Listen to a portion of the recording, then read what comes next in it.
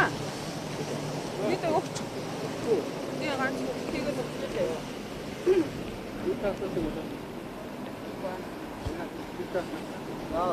아로에 가오게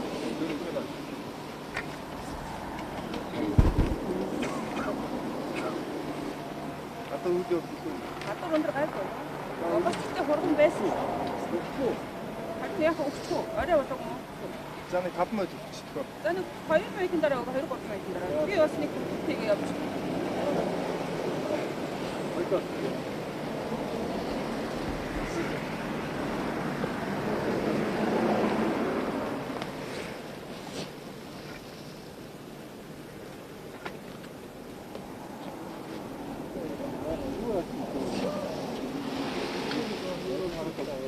За.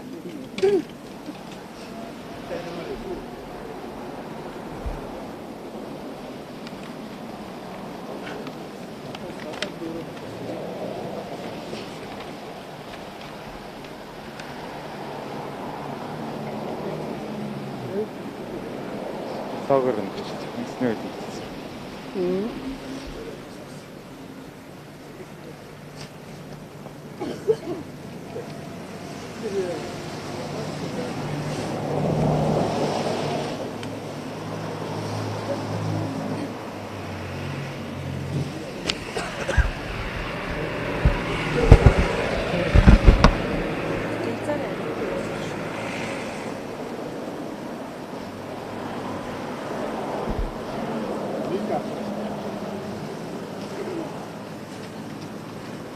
어디 걷어 없으면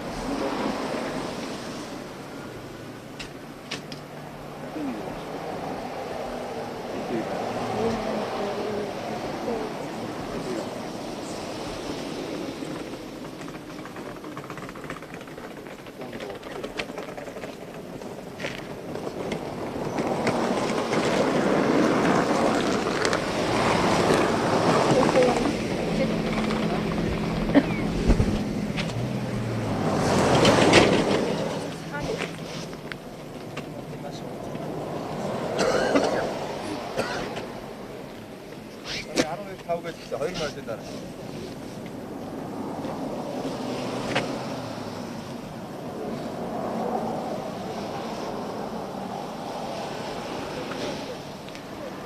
Коча сервис.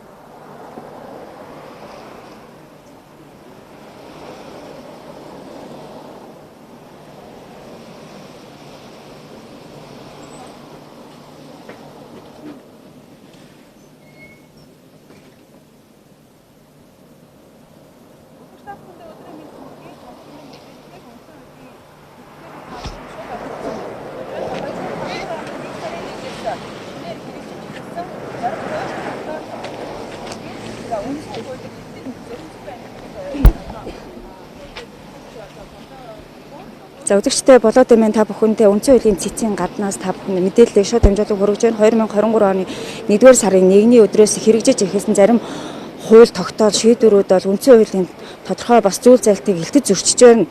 Ийм учраас одоо хүчингү олгуулахаар үндсэн хуулийн цэцэд холдоор цэцэд хандж байгаа талаар одоо сэтгүүлч одоо самбуу та бүхэндээ мэдээллийг хүргэж байна. Энэ он гарснаас хойш хэрэгжиж эхэлж байгаа шийдвэрүүд байгаа. Хүүхдийн мөнгө, за татврын ерөнхий хуулийн өмнөх өөрчлөлтүүд онцгойлон хэрэгжихтэй хүний эрхийн зөрчил үүсгэж болцсошгүй нөхцөл рүү хүргэх хүний орлогын албан татврын тухай хуульд оруулсан нэмэлтийн өөрчлөлт. За дээр нь хүүхдийн мөнгө татвар нэг нь юу вэ? Ингээд эдгээр хуулиуд бол хэрэгжиж эхэлж байгаа. Тэгээ энэ хуулиуд нь хэрэгжиж эхэлснээр үндсэн хуулийн хуулиар олгогдсон хүний эрх хэрэгчлөөнд халдж байгаа гэдэг үндслэлээр миний хувьд одоо нэвтрүүлэг хийдэг. Ярилцлагаар одоо сангийн сайттай өөртөө ярилцлага хийсэн. Дараа нь Нямбатар хууль зүйн сайттай бас ярилцлага хийсэн. Дараа нь Амар Баясгалан засгийн газрын эрхлэх газрын дарагтай ярилцлага хийсэн. Удаа дараагийн 50 нэвтрүүлгүүдээр бас энэ нэг ийм зөрчлүүд байгаа шүү гэдгийг хэлсэн боловч тодорхой шийдэлд хүрэхгүй байсаар өнөөдөр хүрсэн. Тийм учраас одоо үндсэн хуулийн цэцэд хандж байгаа. Ер нь бол манай сүүлийн үед зүгээр бид нэр манай нийгэмд гарч байгаа мэдээлүүд ингээ харахаар 7 хоног 2-7 хоногт нэг хулгай хэрэг засгийн газар гаргаж ирж нийгэмдээ тавьдаг.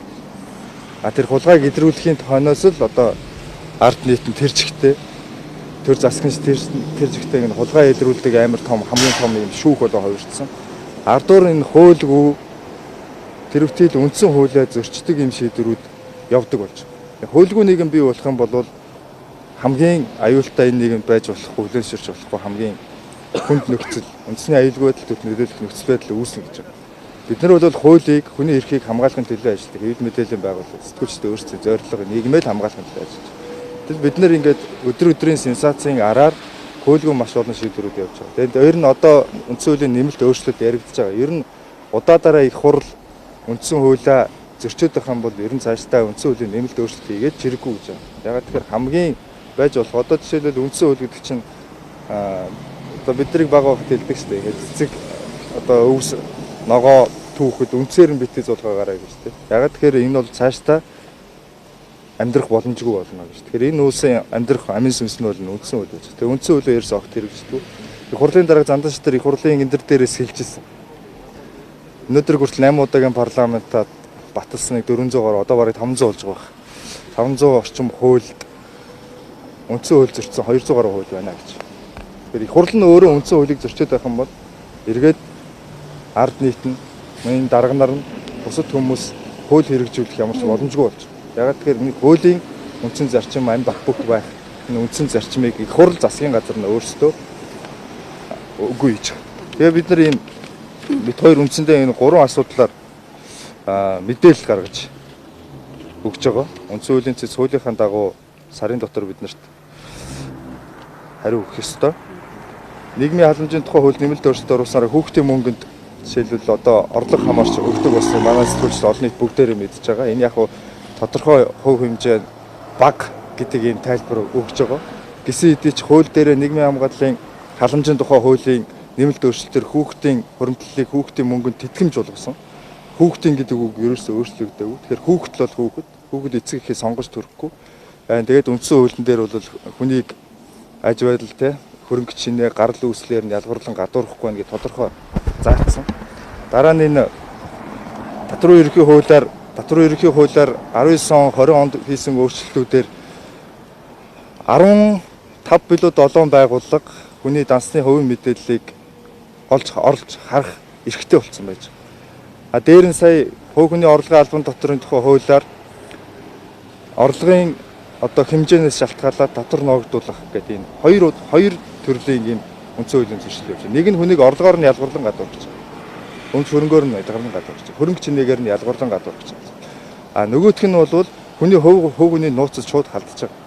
Ямар ч шүүхгүйгээр хүний эд хөрөнгөд халдаж нэгждэг ийм боломж нь бий болчихж байгаа. Төрөөс бол засгийн газраас татварын албанаас бол мэдээлэл өгч байгаа. Энэ бол зөвхөн цалингийн орлоготой холбоотой. Гэвтэл яг татварын ерхий хуулиар заалт бүрийг нь ороод үзэхээр цалин ба бусад бүх орлого ороо явж байгаа. Энэ орлогоо нотолж чадахгүй бол иргэнийг торгоно, нотлохыг шаардах ийм нөхцөл хуулиараа бий болчихж байгаа. Дараа нь бол нэг ийм үндсэндээ ийм 3 асуудлаар цэцэд хандж байгаа. Тэгээ цэц бол энийг үндсэн хуулийн өөрчлөлт биш одоо зөрчил байна уугүй юу гэдгийг маргаан үүсгэж хилцэх шаардлагатай гэж үзвэл маргаан үүсгэж. Бид нар бол одоо юу гэдэг цэцэн дээр хөхтөнгөр бий гэдээ яриад байдаг тийм ээ. Одоо үндсэн хуулийн зөрчлийг одоо илрүүлж явах хэвээр гол манай чинь цэц өөрөө тийм том бүрэн эрх мэдэлтэй атал одоо өнөөдөр бас улс төрчдийн нөлөөнд байна. Цэц үндсэн зорилгоо биелүүлж чадахгүй байна гэсэн шүүмжлэл байгаа. Ерөн сүүлийн үед бас цэц дээр ирсэн асуудлууд тодорхой шийдэл төрөхгүй гацаад байна л да. Тий одоо би үндсэн хуулийн цэцийг ерөөсөө бид нар бас хуулийн өрөөнд өөрсдөө хууль шаардчих хуулийн өрөөнд бид нар бол ямар нэгэн шаардлага хүргүүлээгүй, эсэргүүцээгүй, тэмцээгүй хуулийн өрөөнд өргөл гаргаж байгаа. Үндсэн хуулийн цэцээс хүсэж байгаа. Ер нь бол гуйж байгаа. үндсэн хуулийн цэцэн дээр хөгтөнгөр байдаг. Хөгтөнгөр үндсэн хууль хоёрыг голд ямар нэгэн зүйл байгаа бол бас хэвлийнхэнд хэлээд өгч байна. Өнөөдрийг хүртэл улс төрийн шийдвэрүүдийг гаргаж ирснийг бид нэр одоо харж байгаа. Жишээлбэл сонгуулийн холимог тогтолцоог 16 онд байхгүй болгоод дараа нь буцаад ер нь энэ их хурлаа өөрөө энийгээ шийдэх хэрэгтэй гэдэг үндсэн хуучин өмнөх шийдвэрүүдээ буцааж авах шийдээ те. Энэ мэтчлэн сонгуульд өгөхөд ирэхээр улс төрийн шийдвэрийг цэцээс гаргаж байгаа энэ жишээнүүдийг бид нар бүгдээрээ мэдж байгаа. Мэдээлэл өөр байгаа, сэтгүүлчд ялангуяа сайн маш сайн мэдж байгаа. Энэ өөрөө хөгтөнгөр цэц хоёрын дунд ямар нэгэн хүч үйлчлээд байна гэж. Үнэхээр ажиллахад хэцүү. Яг үндсэн хуулийнхаа зарчмын дагуу ажиллахад үнэхээр хэцүү байгаа бол энэ зовлонгоо сэтгүүлчдээс хилээч гэж. Хамтраад энэс гараад энэ хамгийн суур усын зарчмаа хамтран хамгаалж явахгүй бол үнэхээр болохгүй нөхцөл байдал болчихж байгаа. Энэ орлогын албан татврын хууль, ер нь энэ татврын ерөнхий хуулийн эдгээр зохицуултууд нь эргээд өөрөө үндсэн хуулийн суурь зарчим буюу чөлөө зах зээлийн нийгэм бид нар шинэ нийгэм бүтээсэн шүү дээ. Ер нь бол шинэ нийгэм бүтээсэн. Ингээд энэ нийгмийнхаа эсрэг өөрсдөө орлогоо одоо далд хийх. За бүр ингэдэ хэлэх юм бол зүгээр хүмүүс ямар ч юм банкны үйлчлэгээ авахыг одоо эсрэг бэлэн мөнгөний гүйлгээгээ өргөжлүүлээд хийх, бэлэн мөнгө ашиглаж эхлэх. Ерөөс нь ухралтуудыг хийж байгаа юм хуулийн зохицуултууд явчихж байгаа. Тэгэхээр энийг л үндсэн хуулийн зөрчил гэж үзэж байгаа учраас өнөөдөр өргөдөл гаргаж байна. Яг үндсэн хуулийн яг зөрчил нь яг юун дээр яаж үүсэж байгаа гэж бодож байгаа вэ гэж те. Тэгээд хуульч Эрхэн баярыг бас энэ талаар тайлбарлая. За баярлалаа, бүгдөөнд өдрийн мэндийг хүргэе. За улсын хурлын одоо батлан гаргаж байгаа хууль тогтоомжууд, шийдвэрүүд, засгийн газраас гаргаж байгаа шийдвэрүүд нь Монгол улсын үндсэн хууль болон олон улсын гэрэг онцлог зөрчиж олон улсад одоо муу дүр зурагтайгаар харуулж байгаа ийм нөхцөл байдлыг бий боллоо гэж үзэж байгаа. За их хурлаас батлаж гаргасан хувийн орлогын албан татврын тухай хуульд оруулах нэмэлт өөрчлөлт, татврын ерөнхий хуульд оруулах нэмэлт өөрчлөлтүүд нь хүний жамсны эрхүүд болох хувийн нууцыг халдах, өмч хөрөнгөтэй байхад шүүхийн шийдвэргүйгээр өмч хөрөнгийг хурааж авахтай холбоотой за одоо ялгуурлан гадуурхахгүй хөрөнгө цэнэгээрээ ялгагдахгүй байх гэдэг энэ суурь зарчим болон олон улсын гэрэг онцоор хүлээсэн нэгдэн орсон энэ гэрэг онцуудыг зөрчсөн ийм шийдвэрүүдийг гаргасан байна гэж үзээд за залуу одоо хуульч өмгөөлөгч за залуу сэтгүүлч одоо төлөөлөл болоод үндсэн хуулийн цэц рүү үндсэн хуулийг зөрчсөн байна гэдэг энэ агуулгаар ямар ч үсэн мэдээлэл гаргаж хөргүүлж байна өнөөдөр. Авилгын шин чанартай хөрөнгийг бол шууд хурааж авна одоо гээд бас шинэ хууль өндөр байж эрэг хуулийн дээр. Ер нь энэ нь одоо зөрчлийн хувьд ер нь яаж харагдаад байгаа юм бэ гэдэг тэр хуульч хүний хувьд. За эрх зүйч төрийн өөрийн үндсэн шинж гэж бий. За хууль тогтоох, гүйцэтгэх, шүүх гэх гурван засаглал бий. За сүүлийн үед шүүх засаглал гэдэг энэ зүйл рүү иргэд одоо үндсэн хуулийн мэдлэг дутуугаас болоод учир утгагүйгээр дайрж байгаа, боруулж байгаа ийм дүр зураг харагдаад байдаг болсон. Тэгэхээр шүүх гэдэг байгууллагыг засгийн газрын айл нэг гишүүн эсвэл авилгатай тэмцэх газар гимбуруутай байна гэж зарлаа тогтоодог юм биш. Шүүх эцсийн байдлаар үндсэн хууль заасны дагуу гимбуруутай гэдгийг тогтооно. За мөн засгийн газраас гаргаж байгаа энэ шийдвэрүүдийн бас нэг үндслэл гэх юм бол бүгд найрамдах Монгол ард улсын засгийн газарт эрх олгох тухай гэдэг хуулийг үндэслэж байгаад бүр эрх төлөөлөгч гэдэг төлөөлөгчийг өөрийн одоо төрийн өмчт компанид томилоод тэр нь компани тухай хууль болон холбогдох хууль тогтоомжуудыг зөрчөөд дураараа одоо шүүхээс давсан ийм авирилж байгаа үйлдэлүүдийг гаргаж байгаа нь Монгол улсад 92 онд батлагдсан үндсэн хуулийн суурь зарчим болон хүний жамсны эрхийг зөрчиж байгаа маш ноцтой үйлдэлүүд байна. Тийм болохоор иргэд энэ талаарх мэдлэгээ сайжруулах, үндсэн хуулийн ойлголтыг нэмэгдүүлэх, за энэ суурь зарчмуудыг хамгаалахтай холбоотой мэдээллийг гаргаад өнөөдөр үндсэн хуулийн эсрэг рүү өгч байгаа. Иргэд энэ талаар мэдээлэлээс бас яг энэ холбоотой хууль өмгөөлөгч нар энэ хууль батлагдсаас өмнө иргэдтэй бүр яг энэ ийм зөрчил гарах гэдэг шүү гэдэг мэдээллийг бас олох юм яг юм байна. Тийм, одоо хуульчтай бас уриалмаар байгаа юм. Яг өөрийнхөө одоо хувийн ажлыг хийлгүүл яах вэ? Гэхдээ одоо нийгмийн эмч гэж яригадаад байгаа энэ сэтгүүлчид, хуульчид яг ийм чухал асуудлууд дээр ийм эрх ашиг нь хөндөгдөж байгаа, жамсны эрх, үндсэн хуулийн суурь зарчмууд хөндөгдөж байгаа зүйлүүд дээр бол заавал одоо олон нийтэд мэдээллийг нь хүргэж тайлбарлан таниулах, энтэй холбоотой зөрчил, За энэ хууль батлагдаж гарснаас ийм сөрөг үр дагавар гарах нэ гэдэг байдлаар одоо хэм хэмжээ ойр хүрээл болгонд бол дууржил байх хэвээр ийм нөхцөл байдал бий болсон гэж үзэж байгаа. За одоо өгч байна уу? Өгөөд энэ хүмүүсээс нь бас яаж хариу өгдөө хэдүүл бас асууч те.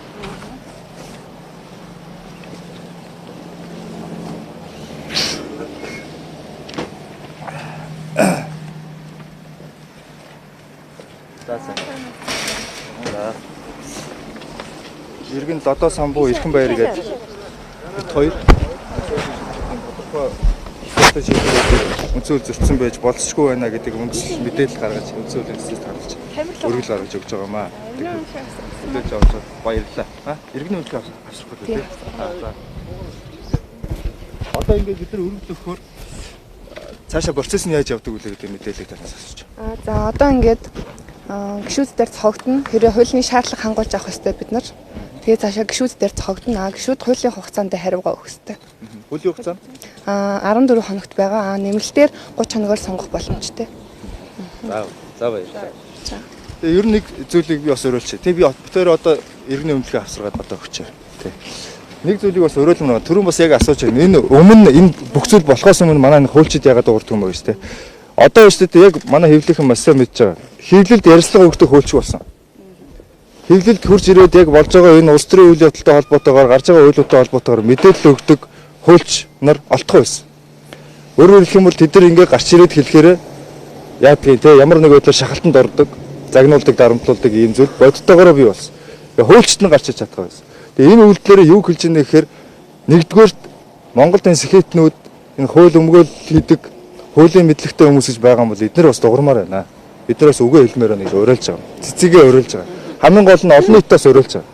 Ер нь бид нар ингээд хуульгүйгээр шүүдэг, хууль ямар хамаатай юм бэ гэдэг олж авсан мэдээлэлдээ тэрийг шууд итгэнгүүтээ тэрийг яллахыг шууд шаарддаг болсон. Бид нар хулгайчийг нэрл зарлал гэх мэт ямар шүүхгүйгээр асуудал хандахыг нэгдэг болсон. Засгийн газар нь ингэж нэхүүлдэг болсон. Засгийн газар нь өөрөө энэ байдлыг бий болгохыг бий болгодог болсон. Олон нийт хүсчээл бид нар хийнэ гэдэг. Энэ хууль алгасч одоо хийдэг үйл ажиллагааг цаашид бас иргэд бид нар өөрсдөө бодохгүй бол энэ нийгэмд хууль үйлчлэхгүй бол мөнгө үйлчилж эхэлдэг. Мөнгө үйлчлээд эхлэх юм бол тэр их мөнгөний хүчийг хинэнч дийлэхгүй. Хэзээ нэг өдөр одоо бид нар ингээд дарга нартай гэж байгаа, хулгайч нартай гэж байгаа. Ингээд тэнцээд хуульгүйгээр тэнцээд дийлээ гэж дараа нь нөгөө дарга нар хулгайч нар байхгүй болоод тэргээд хуульгүй бие биентэй арга хэмжээ авч эхэлдэг. Ингээд нийгмийн докторгүй байдал бий болж эхэлдэг. Үндэсний аюулгүй байдал үүсдэг. Аюулгүй байдал одоо занал хийдэл үүсдэг. Тэгэхээр бид нэр ингээд өнөөдөр яаж маш их бухимдлууд байгаа, маш их авилга хулгай зэлгээтэй холбоотой гэмтэргүүд бид нэр өдөрт том хараа байж байгаа. Гэхдээ энэ дээр хамгийн нэгдүгээрт бид нэр юу бодож явах хэрэгтэй вэ гэвэл дор бүрнээ чадах хэтгаараа үнэхээр хэцүү байгаа ч гэсэн бид нэр хуулиар эрхэмлэх ёстой шүү гэдгийг давхар усаа уриалж байгаа. Тэгээ энэ үйл явдлуудын араар бас юу болж байгаа вэ гэдэгт анхаарал хандуулаарай. Хил мэдээллийнхэн бол өдөр тутам аль болох мэдээлж байгаа. Тэгээд бусад энэ учир мэдэх хүмүүс маань мэдээлэлээ бас тогтмол өгч өгдөг баймаар байна л гэж уриалж юм. За ажиллаж байгаа. За баярлалаа. За үзэгтэй тавхын өгч юу? Тий.